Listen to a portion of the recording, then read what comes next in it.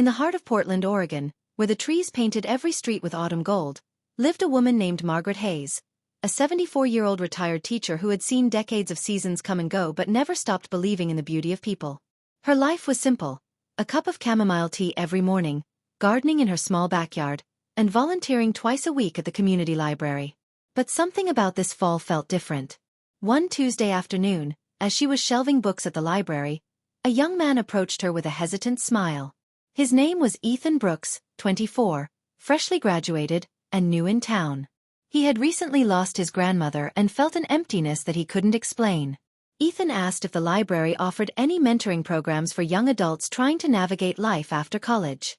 Margaret smiled warmly and said, "Not officially, but I think I can help." That moment began a bond neither of them expected. Every Wednesday, Ethan came by after work, and they would sit at the corner table near the window, where the soft sunlight spilled over the wooden floor.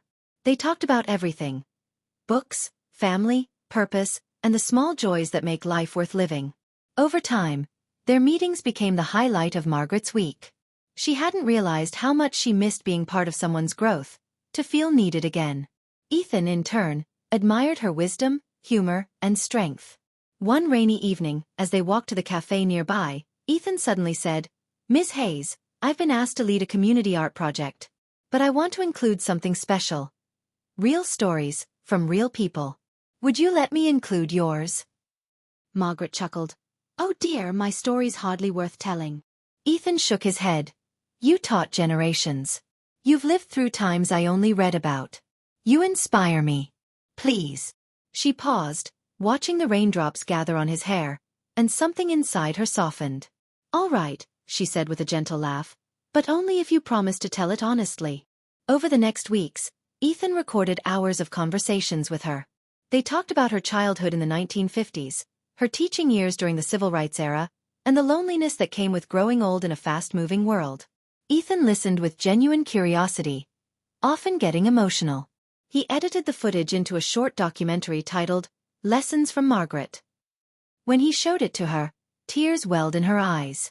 "You made me look like a hero," she whispered. "You are one," Ethan replied. The video went viral in their town, then beyond. People from all over sent letters to Margaret, thanking her for reminding them about kindness, patience, and the beauty of aging gracefully.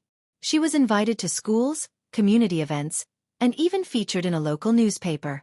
For the first time in years, she felt seen, not for her wrinkles or her age, but for her wisdom and spirit.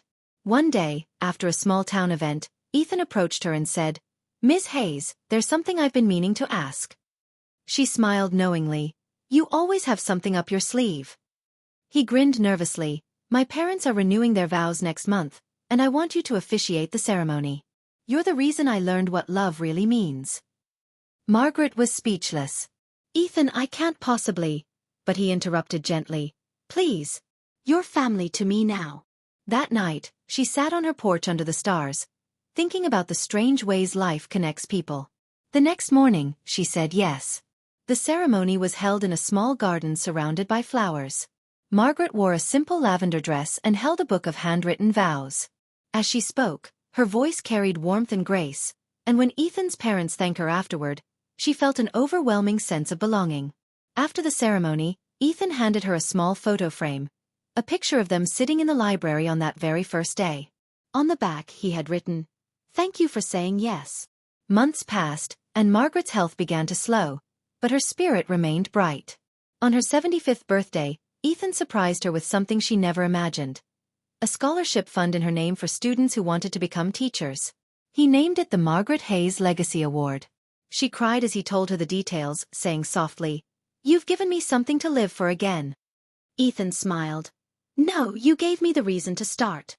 Their friendship became an inspiration for many, a reminder that age is never a barrier to making meaningful connections. Margaret often said, "Sometimes life gives you people you didn't expect, just when you need them most." And Ethan would always reply, "And sometimes, they change your life forever." When Margaret eventually passed peacefully a few years later, Ethan continued her work, visiting schools and mentoring kids just like she had. Every year, he placed flowers at her favorite park bench, the one with her name engraved on a bronze plate. It read, "In loving memory of Margaret Hayes, she said yes to life."